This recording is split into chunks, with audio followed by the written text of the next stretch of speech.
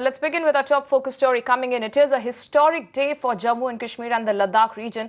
Almost 3 months after the government announced the decision, the state has been split, giving birth to two new union territories. IAS officers Girish Chandra Mumru and RK Mathur will be sworn in as the lieutenant governors today in Srinagar and Leh respectively. The total number of states in the country will now be 28, while the total union territories will go up to 9.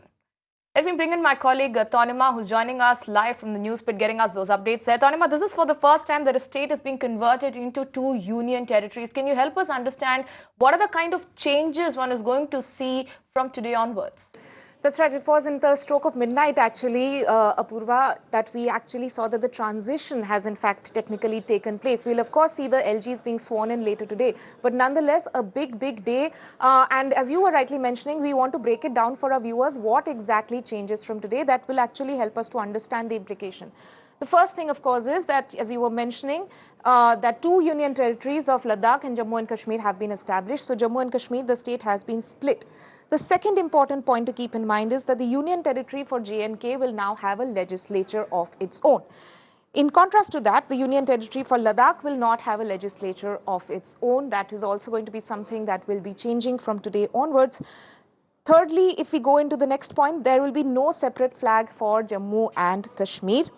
And another significant point which comes after that is that the rest of the India will now, the people coming from other states of India will now have the right to buy property over there.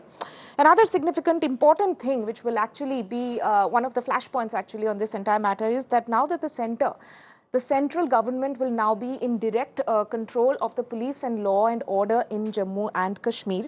And lastly, another important point to keep in mind is that the land will be owned by elected government of Jammu and Kashmir. So the Jammu and Kashmir government will be in charge of the property and land in J&K, but the central government will be in control of the police and law and order functions which will happen in Jammu and Kashmir now. So these are some of the key differences that we are going to see in the next few days going forward. But nonetheless, a new era which has in fact begun for Jammu and Kashmir today, where essentially the state has now been bifurcated into two union territories.